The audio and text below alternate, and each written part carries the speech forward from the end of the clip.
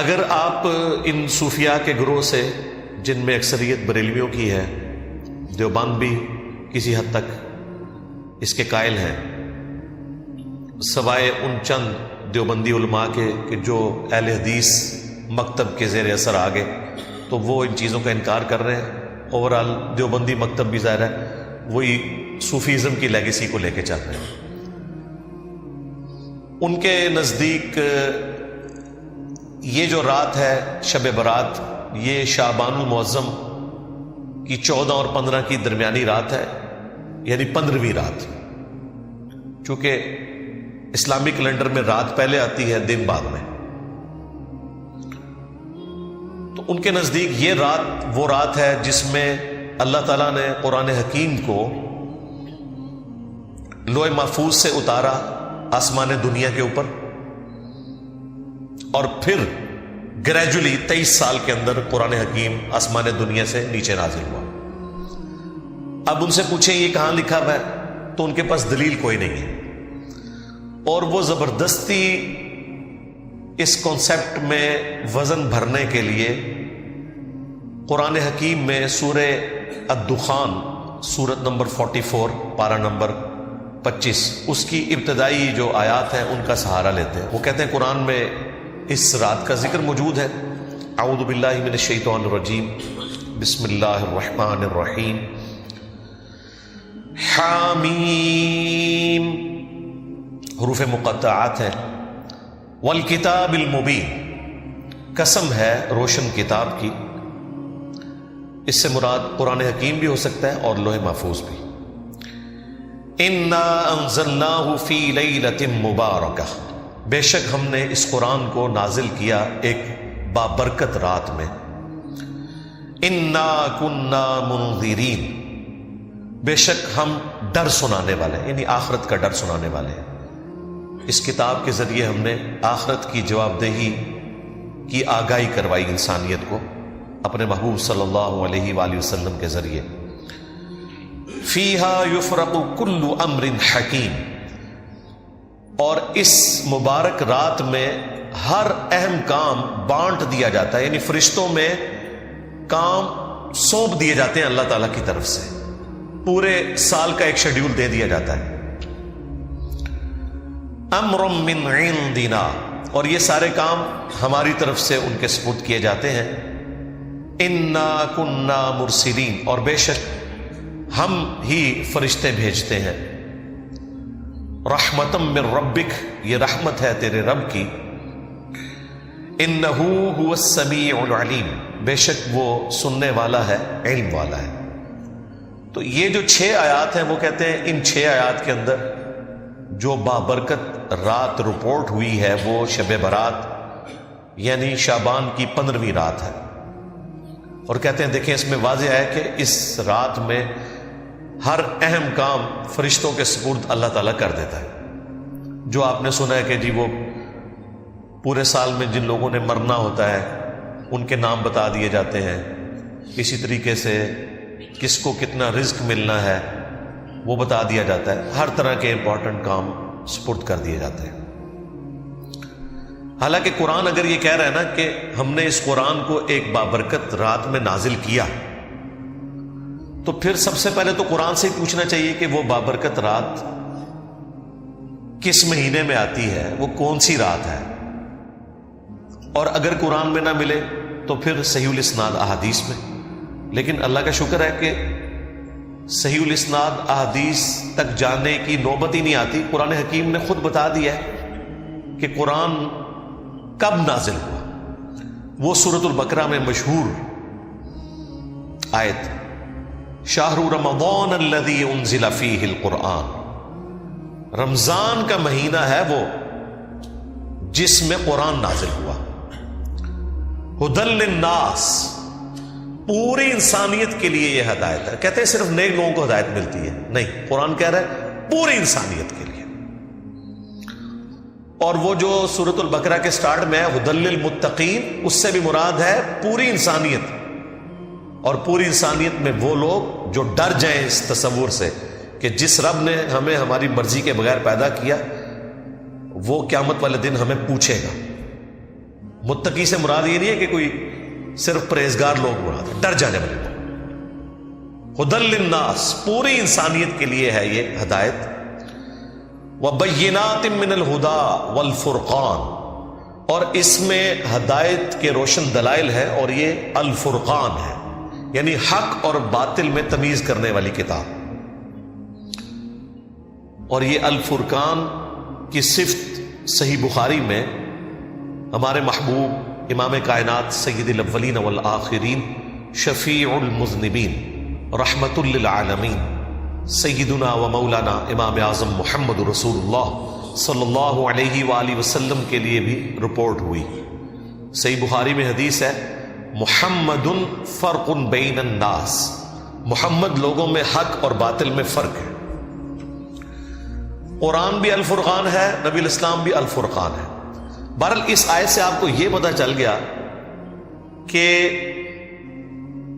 رمضان المبارک وہ مہینہ ہے جس میں قرآن نازل ہوا، لہٰذا اب اس کو سورہ الدخان کی ابتدائی 6 آیات کے ساتھ جوڑ لیں، جس میں اللہ تعالیٰ نے فرمایا تھا حامیم والکتاب المبین انا انزلناہ فی لیلۃ مبارکۃ انا کنا منذرین، ہم نے اسے بابرکت رات میں نازل کیا اور ہم ڈر سنانے والے ہیں. تو وہ بابرکت رات رمضان المبارک کے اندر ہے. یہ کسی مفتی کا فتویٰ نہیں ہے، کسی صحابی کا فتویٰ نہیں ہے، یہ اللہ تعالیٰ نے خود بتا دیا قرآن کے اندر. لہٰذا اب وہ کہانی تو ختم ہوگی کہ قرآن حکیم جو ہے وہ شعبان کے اندر نازل ہوا ہے. اب چونکہ انہیں پتا تھا کہ قرآن اس کے خلاف ہے، انہوں نے نئی کہانی ایک گھڑی، جو میں آپ کو سٹارٹ میں بتا چکا کہ نہیں جی قرآن 2 دفعہ نازل ہوا ہے. ایک دفعہ لوح محفوظ سے آسمان دنیا پہ، وہ ہوا تھا شب برات شعبان کی 15ویں رات، اور دوسری دفعہ جو نازل ہوا آسمان دنیا سے زمین پر، وہ کہتے ہیں وہ رمضان میں ہوا. ہم کہتے ہیں لکھا کدھر ہوا ہے؟ کہتے ہیں بزرگوں نے بتایا. یہ تو اتنا بڑا ٹروتھ تھا، یہ قرآن میں آنا چاہیے تھا کہ شعبان کا مہینہ ہے وہ جس میں ہم نے قرآن کو نازل کیا لوح محفوظ سے آسمان دنیا پر، اور رمضان کا مہینہ ہے وہ جس میں ہم نے قرآن کو نازل کیا آسمان دنیا سے محمد رسول اللہ صلی اللہ علیہ وآلہ وسلم کے قلب اطہر کے اوپر. لیکن قرآن و سنت بالکل خالی ہیں اس سے. باقی جو شب برات کے حوالے سے ایک مشہور ترین حدیث پیش کی جاتی ہے، وہ بھی میں ڈسکس کر لیتا ہوں. وہ جامع ترمذی میں ہے، سنن ابن ماجہ میں ہے، مشکات کے اندر بھی موجود ہے،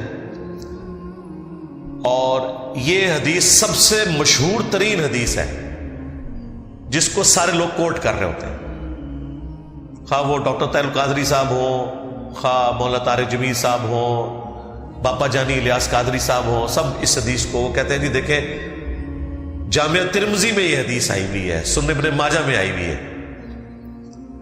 کہ نبی الاسلام ایک رات بقیع غرقد قبرستان میں چلے گئے، اور سیدہ عائشہ آپ کے پیچھے چلی گئی کہ آپ علیہ السلام اچانک اٹھ کے کہاں چلے گئے. تو نبی علیہ السلام نے فرمایا کہ عائشہ تم نے گمان کیا کہ اللہ کے رسول تمہارے ساتھ کوئی خیانت کریں گے؟ یعنی میں کسی اور بیوی کے پاس نہیں گیا، میں تو اس رات بقیع غرقد قبرستان آیا ہوں، اور یہ آج 14 اور 15 کی جو درمیانی رات ہے شعبان المعظم کی، یہ ایسی رات ہے جس میں اللہ تعالیٰ بنی کلب جو ایک قبیلہ تھا عرب کا بہت بڑا، اس کی بکریوں کے بالوں سے بھی زیادہ لوگوں کی مغفرت کرتا ہے. تو میں اہل بقی کے لیے دعا کرنے آیا. اچھا، یہ حدیث وہ بیان کر کے کہتے ہیں یہ مغفرت کی رات ہے. اس حدیث کے ساتھ خود لکھا ہوا ہے امام ترمذی نے کہ یہ حدیث منقطع ہے، یعنی راویوں کی ملاقات ہی نہیں ہے آپس میں. پھر تدلیس کا بھی ایشو ہے اس میں. اس سے بڑھ کر امام ترمذی نے لکھا کہ میں نے اپنے استاد امام محمد بن اسماعیل بخاری، یعنی صحیح بخاری کے جو آتھر ہیں، ان سے جب میں نے شب برات کی اس حدیث کے بارے میں پوچھا، شب برات تو ہم کہہ رہے ہیں وہ تو 15ویں رات شعبان کی، تو انہوں نے بھی فرمایا کہ میرے نزدیک بھی یہ حدیث ضعیف ہے. اچھا، امام ترمذی نے 7 باقاعدہ کامنٹس کیے ہوئے ہیں اس کے اوپر. اس سے بڑھ کر مشکات والوں نے جب یہ حدیث ترمذی سے لی تو انہوں نے بھی 7 امام بخاری کے کامنٹس نقل کیے جو امام ترمذی نے ان کے حوالے سے بیان کیے. اب مجھے بتایا اس کے بعد کوئی گنجائش رہتی تھی، لیکن دیکھ لیں ڈٹائی ہے. ڈاکٹر طاہر القادری صاحب بھی وہ پڑھ رہے ہیں اور کہہ رہے ہیں ترمذی پڑھ رہا ہوں، ترمذی آگے بھی پڑھو نا سرکار. بس حدیث بیان کر کے نا جو اگلا حصہ تھا نا کہ جو امام ترمذی نے لکھا کہ یہ روایت درست نہیں ہے، امام بخاری بھی اسے صحیح نہیں سمجھتے، اس میں راویوں کی ملاقات ہی نہیں، منقطع ہے، وہ انہوں نے آنکھوں سے پڑھی، زبان سے نہیں پڑھی. بس اس کے بعد کتاب بند کر دی. یعنی وَأَنْتُمْ تَعْلَمُونَ، وہ جانتے تھے کہ اس میں کیا لکھا ہے، بس بیان کر دیا ڈٹائی کے ساتھ. اسی طریقے سے ایک اور حدیث پیش کی جاتی ہے سنن ابن ماجہ سے، وہ بھی مشکات میں بھی موجود ہے، کہ نبی علیہ السلام نے فرمایا کہ اس مہینے میں نامہ اعمال اللہ کے حضور پیش ہوتے ہیں، رات کا قیام کرو اور دن کا روزہ رکھو. حالانکہ اس میں کذاب راوی ہے، یہ گھڑی ہوئی روایت ہے، ضعیف بھی نہیں، گھڑی ہوئی روایت، ڈٹائی کے ساتھ بیان کرتا ہے. اور یہ رات جو ہے وہ فجر کا وقت شروع ہونے تک اللہ تعالیٰ کی طرف سے خاص رحمت کی رات ہے، فرشتے نازل ہوتے ہیں، وہی جو لیلۃ القدر کے بارے میں. اور وہ تو میں نے آپ کو بتایا کہ روزانہ کے لیے بھی فضیلت ہے بخاری مسلم میں، کہ آخری تہائی رات جب رہ جاتی ہے تو اللہ تعالیٰ آسمان دنیا پہ نزول فرماتا ہے، جیسا کہ اس کی شان کے لائق ہے، اس کی مثال نہیں بیان ہو سکتی. اور کہتا ہے کوئی مجھ سے مانگنے والا میں اسے عطا کروں، ہے کوئی بخشش مانگنے والا کہ میں اسے بخش دوں، حتیٰ کہ فجر کا وقت داخل ہو جائے. یہ روزانہ کے لیے اللہ تعالیٰ کی طرف سے ایک اسپیشل آفر ہے پوری انسانیت کے لیے کہ وہ حق قبول کر لیں. ایک اور روایت ہے سنن ابن ماجہ میں، جسے ضعیف جمع ضعیف کا فارمولہ لگا کے شیخ البانی نے حسن درجے میں ڈکلیئر کر دیا، جس کی وجہ سے آج کل بعض اہل حدیث بھی شب برات کو اتنا ماننا شروع ہو گئے شیخ البانی کی وجہ سے، کہ اس رات اللہ تبارک و تعالی مخلوق کی طرف متوجہ ہوتا ہے اور سوائے 2 طرح کے لوگوں کے سب کی مغفرت فرما دیتا ہے. ایک جو شرک کرنے والا ہے اور دوسرا جو اپنے مسلمان بھائی کے بارے میں دل میں کینہ رکھنے والا ہے. لیکن یہ روایت بھی کمزور ہے اور یہ باقی روایتوں سے بھی زیادہ کمزور روایت ہے. اس میں 2 مجہول راوی ہیں ان نون، اور 2 مدلس راوی ہیں جو عن سے روایت کر رہے ہیں. اور امام مسلم نے صحیح مسلم کے مقدمے میں لکھا ہوا ہے کہ مدلس کی عن والی روایت سما کی تصریح کے بغیر ضعیف تصور کی جائے گی. 4 سکم ہیں اس روایت کے اندر. اس کے باوجود شیخ البانی نے چونکہ اسے حسن لکھ دیا، اور وہ حسن لکھ رہی ہے ضعیف جمع ضعیف، وہ آج بریلوی بھی کوٹ کرتے ہیں، دیوبندی بھی، اور بعض اہل حدیث بھی کوٹ کرتے ہیں. اور جو شیخ البانی کی اس تحکیم کے ساتھ ایگری نہیں کرتے اہل حدیث، ان کی بھی جرت نہیں ہے کہ وہ شیخ البانی کا رد کریں کہ یار انہوں نے اس کے اوپر جو حکم لگایا وہ ٹھیک نہیں لگایا. میں آپ کو مزے کی بات بتاؤں، آلموسٹ کوئی 13-14 سال پہلے کی بات ہے، نئے جب ہم اہل حدیث کی طرف آئے تو اس وقت بڑا جوش بھی تھا. تو میں I-10 کی مسجد میں، دارالسلام نام کی ایک مسجد ہے گرین بیلٹ کے اوپر I-10 2 میں، وہاں جمعہ میں نے پڑھا تو وہ شب برات کے حوالے سے گرج رہے تھے بریلویوں کے اوپر نا، وہاں کے جو عالم صاحب تھے. تو میں نے پرچی پہ نا انہیں کاغذ پہ لکھ کے بھیجا کہ آپ کے جو روحانی ابا جان ہے نا شیخ ناصر الدین البانی، جو محدث اعظم سعودیہ ہیں، 99 میں ڈیتھ ہوئی، ویسے البانیہ سے تھے، سعودیہ میں سیٹل ہوئے، آج بھی اکثر جو علماء عرب ہیں وہ ان کے اسٹوڈنٹ ہیں. تو انہوں نے تو اس روایت کو حسن ڈکلیئر کیا ہوا ہے، تو مہربانی کریں ان کا رد بھی ساتھ ہی کر دیں، کیونکہ یہ تختہ مشق بنے میں آپ لوگ ان کی وجہ سے. اچھا، انہوں نے پرچی بھی پڑھی اور ان کو پتہ بھی تھا، وہ بڑے محقق عالم تھے جو وہاں جمعہ پڑھاتے ہیں. گول کر گئے جی پرچی. بعد میں نے ان کو ملا، اب وہ ڈرے ہوئے تھے، ان کو پتا تھا میں تو مطلب نیا اس طرف گیا ہوا تھا، تو آپ پتہ نئے بندے میں جوش ہی کتنا ہوتا ہے. میں نے کہا یہ کیا آپ نے کیا؟ انہوں نے کہا جی کیوں آپ نے ہماری پبلک کو بھی ہمارے خلاف کرنا ہے؟ پہلے ہم دوسروں کے ساتھ پنگا لیے ہوئے ہیں، ادھر ہم اپنے کے خلاف بھی پنگا لے لیں گے تو ادھر تو وہ کہیں گے جی اپنے بزرگوں کو ہی رگڑ رہے ہیں. یہ وجہ ہے میرے بھائی لوگ حق قبول نہیں کرتے. کہتے ہیں جی قادیانی کیوں نہیں مانتے؟ بھائی جب تم چشتی دجال اور تھانوی دجال کا جھوٹا دفاع کرو گے یا ان کے دفاع کرنے والے علماء کا جھوٹا دفاع کرو گے تو بھائی تم قادیانیوں کو کیسے اسلام کی دعوت دے سکتے ہو؟ ہمارے اس پلیٹ فارم کی برکت سے الحمدللہ درجنوں قادیانیوں نے اسلام قبول کیا ود فیملی. وہ مجھے بتاتے ہیں آ کے، لیکن میں نے آج تک کسی کو ساتھ بٹھا کے ویڈیو نہیں کبھی ریکارڈ کروائی. ان کے پاس کوئی ایک بندہ آ جائے نا تو سارے فرقوں میں اسے گھماتے ہیں اور چندہ اکٹھا کرتے ہیں، کیونکہ ان کا مقصد چندہ اکٹھا کرنا ہے. ختم نبوت کے اوپر جتنا چندہ ملتا ہے اور کسی کام پہ نہیں ملتا. اسی لیے دیکھیں دنیا کا جو فارغ ترین انسان ہے نا وہ بھی یہ کہتا ہے میں ختم نبوت پہ کام کر رہا ہوں. یہ حق خطیب کو دیکھ لینا، میں ختم نبوت، یہ ان کا طریقہ واردات ہے. اچھا اب اقرار اس کی غلط حرکتوں سے اسے روکنے گیا ہے تو وہ کہہ رہا ہے یہ مجھے ختم نبوت پہ کام کرنے سے روک رہے ہیں. دیکھ لو، تو یہ ختم نبوت کے پیچھے چھپتے ہیں، حالانکہ ختم نبوت کے اوپر یہ ڈاکہ مار رہے ہیں. جس کاز کو یہ نقصان پہنچا رہے ہیں اس کے پیچھے چھپ رہے ہیں. تو یہ ان کا اسکیپ روٹ ہے. خیر وہ عالم صاحب نے خیر اگلے جمعے میں بھی اس کو بیان نہیں کیا. تو یہ روایت بھائی اس میں 4 سکم ہے، 2 مجہول راوی ہیں، 2 مدلس ہیں، عن سے روایت کر رہے ہیں. اور شیخ زبیر لزئی صاحب نے اس حدیث پہ حکم جب لگایا نا، مشکات میں بھی یہ حدیث آئی ہے، تو انہوں نے فٹ نوٹ پہ لکھا کہ یہ روایت تو اندھیروں میں ڈوبی ہوئی روایت ہے، دور دور تک اس میں تو روشنی کی کوئی کرن بھی باقی نہیں ہے. کیونکہ وہ بیسیکلی شیخ البانی پہ ٹونٹ کر رہے تھے کہ تم نے حسن کہاں سے بنا دیا، یہ تو ضعیف سے بھی کوئی آگے درجے کی چیز ہے، تم نے حسن کیسے بنا دیا. تو شیخ زبیر لزئی رحمہ اللہ ہمارے استاد، انہوں نے باقاعدہ اس کے اوپر تحقیم کی اور انہوں نے باقاعدہ ایک پورا مضمون لکھا تھا جو ان کے مقالات کی پہلی جلد میں چھپا ہوا ہے، جس میں جتنی بھی روایتیں اس حوالے سے ہیں نا وہ انہوں نے ڈسکس کر کے ایک ایک کے اوپر حکم لگایا اور بتایا کہ بھئی صحیح بات کتنی تھی اور یہ بعد میں یہ بات کس نے ایڈ کر دی ہوئی ہے. اسی طریقے سے ایک اور روایت مشکات کے اندر آئی ہے شعب الایمان امام بیہقی کی کتاب کے ریفرنس سے کہ اس رات میں اللہ تعالیٰ کے فرشتے نازل ہوتے ہیں. یہ رات فجر کا وقت داخل ہونے تک جو سلامتی والی رات ہے، اس میں نامہ اعمال اللہ کے حضور پیش ہوتے ہیں. دن کا روزہ رکھو اور اس طرح کے مختلف الفاظ.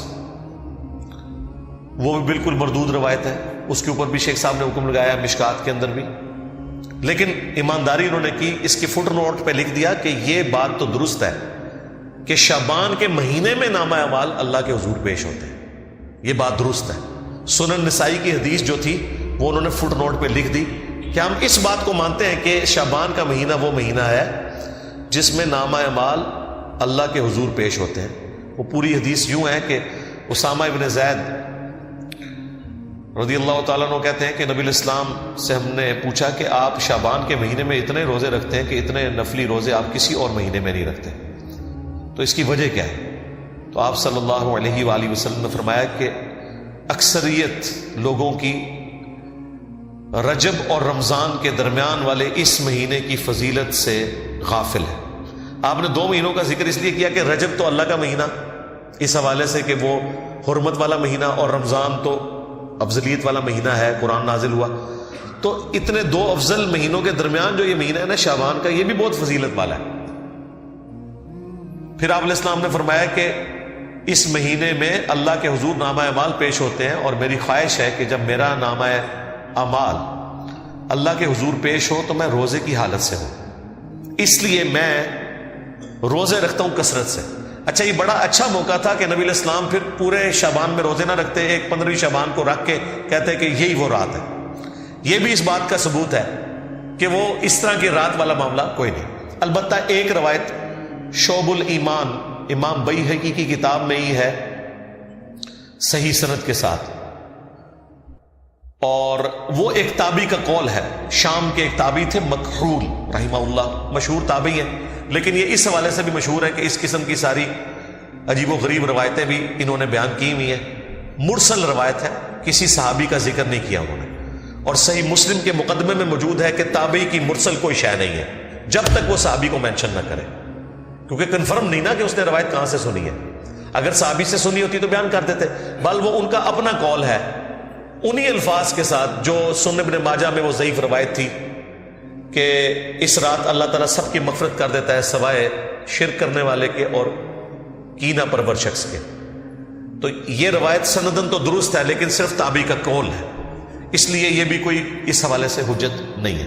لیکن وہ بات اپنی جگہ درست ہے جو میں نے بتائی کہ سنن نسائی میں واضح حدیث ہے کہ نبی علیہ السلام اس مہینے میں کثرت سے روزے رکھتے تھے، کیونکہ آپ علیہ السلام نے فرمایا کہ نامہ اعمال اللہ کے حضور پیش ہوتے ہیں اس مہینے کے اندر. بلکہ صحیح بخاری اور صحیح مسلم دونوں میں موجود ہے کہ نبی صلی اللہ علیہ وآلہ وسلم رمضان کے بعد سب سے زیادہ روزے جس مہینے میں رکھتے تھے وہ شعبان کا مہینہ ہوتا تھا. تو شعبان کے مہینے کے روزوں کی فضیلت اپنی جگہ ہے، حتیٰ کہ بخاری اور مسلم دونوں میں حدیث ہے، اما عائشہ سلام اللہ علیہا کہتی ہیں کہ میرے جو رمضان میں مخصوص ایام کے روزے چھوٹ جاتے تھے تو میں ان کی قضا اگلے شعبان میں دیتی تھی، کیونکہ شعبان میں نبی علیہ السلام جو ہے وہ کثرت سے روزے رکھتے تھے. بیسیکلی انہوں نے کوڈ ورڈ میں بات کی، وہ جو حدیث ہے نا بخاری مسلم میں کہ کوئی بھی بیوی اپنے خامند کی مرضی کے بغیر روزہ نہیں رکھ سکتی. یعنی اس میں امپلائیڈ ہے کہ خامند اپنی بیوی کے ساتھ جو ازدواجی تعلق ہے وہ دن کے وقت بھی قائم کر سکتا ہے. تو اما عائشہ جو کہہ رہی ہے نا کہ میں روزے شعبان میں رکھتی تھی رمضان کے قضا کیے ہوئے، کیونکہ نبی علیہ السلام نے روزہ رکھا ہوتا تھا، یعنی اب امپلائیڈ تھا کہ مجھے اب اجازت کی ضرورت نہیں ہے، نبی علیہ السلام خود روزے سے ہیں، تو میں اپنے روزوں کی قضا دے لیتی تھی. حتیٰ کہ صحیح مسلم میں یہاں تک الفاظ ہے کہ نبی صلی اللہ علیہ وآلہ وسلم شعبان کا پورا مہینہ روزہ رکھا کرتے تھے. یہ بھی حدیث موجود ہے. یعنی کوئی اکا دکا چھوٹ گیا، ادروائز آپ کی روٹین تھی کہ پورا شعبان آپ روزہ رکھا کرتے تھے، رمضان بھی اور شعبان بھی. پھر صحیح مسلم میں یہ حدیث ہے، نبی صلی اللہ علیہ وآلہ وسلم ہر پیر کو اور ہر جمعرات کو بھی روزہ رکھا کرتے تھے. اور ترمذی میں تو الفاظ ہیں یہ اس لیے میں رکھتا ہوں کہ نامہ اعمال ہر پیر اور جمعرات کو اللہ کے حضور پیش ہوتے ہیں، میری خواہش ہے کہ میں روزے کی حالت سے ہوں.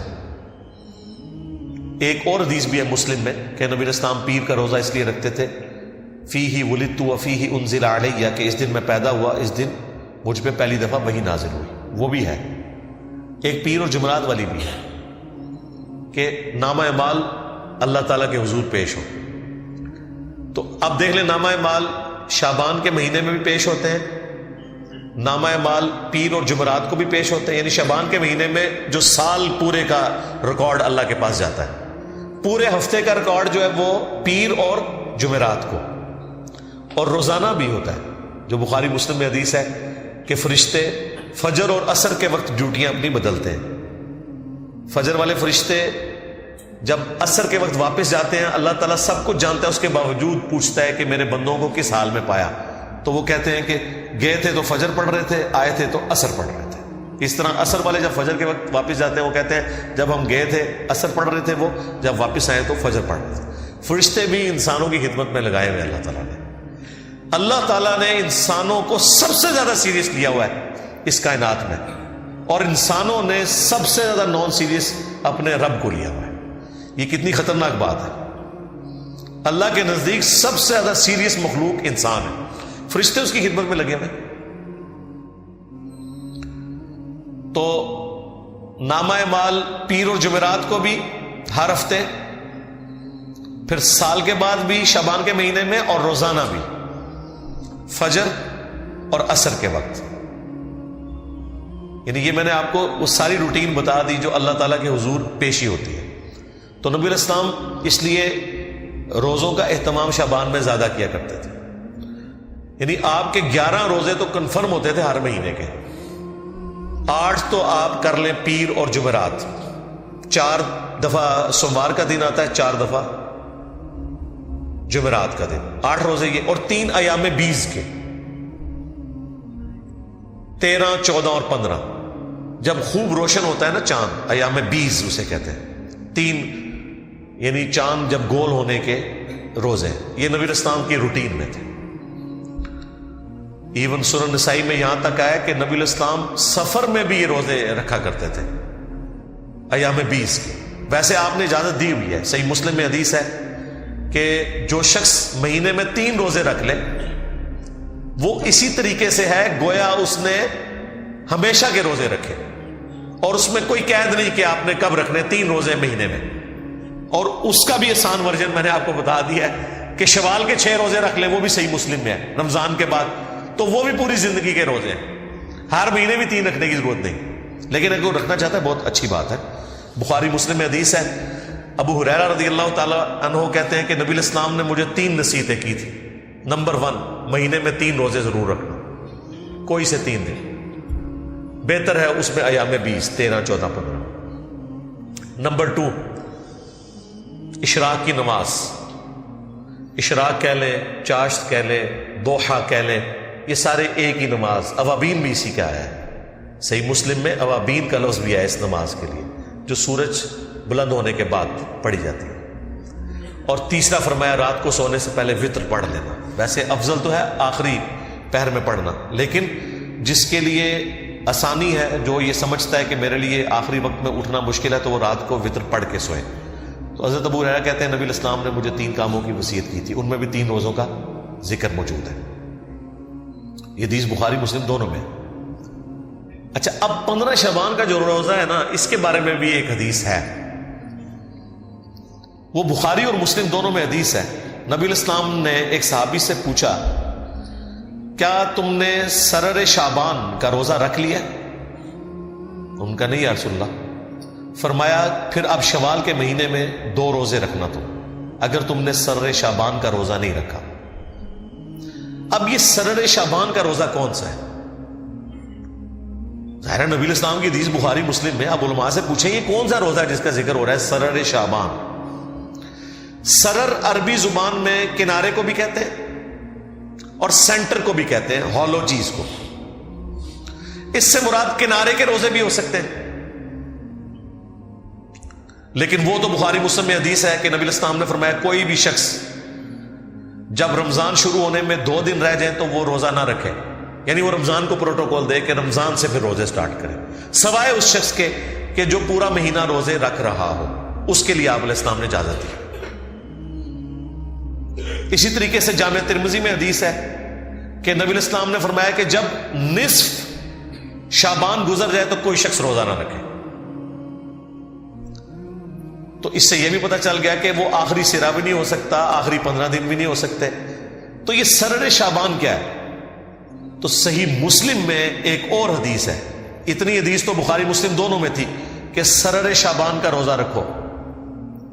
مسلم میں امام مسلم میں ایک اور حدیث لے کے آئے، اس میں پتہ کیا الفاظ ہیں کہ نبی الاسلام نے فرمایا اس مہینے کے سرہ کا روزہ رکھا ہے تم نے، ناف کا، سرہ کہتے ہیں ناف کو۔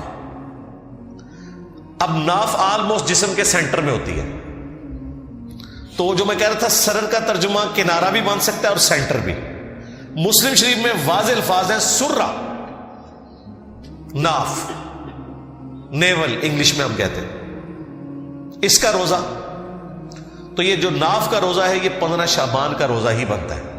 اور عموماً تو میں نے آپ کو کئی احادیث بتا دی ایام 20 کے روزوں سے متعلق کہ نبی الاسلام تو 13 14 15 خواہ وہ شعبان کی ہو، خواہ وہ شوال کی ہو یا اور کسی مہینے کی، یہ 3 روزے تو آپ نے رکھنے تھے اور وہ آپ کی روٹین تھی، خاص سفر ہو حضر ہو۔ 15 شعبان کا روزہ ویسے بھی عمومی سنت میں بھی آتا ہے، لیکن اسپیسیفکلی بخاری مسلم کی جو احادیث ہیں اس پہ گواہ ہیں کہ سرر شعبان یا سرہ کا روزہ 15 شعبان کا نبی الاسلام نے تلقین فرمایا کہ یہ رکھنا ہے، یہ 15 شعبان کا روزہ بنتا ہے۔ اس روزے کا شب برات کے روزے سے کوئی تعلق نہیں ہے، ان 2 چیزوں کو مکس نہیں آپ نے کرنا۔ جزاک اللہ خیر۔ امید ہے یہ بیان آپ کے علم اور ایمان میں اضافے کا باعث بنا ہوگا۔ اس خیر کی بات کو دوسروں تک پہنچانے کے لیے ویڈیو کو لائک اور شیئر ضرور کریں۔ اپنے خیالات ہمیں کمنٹس میں بتائیے۔ اللہ حافظ۔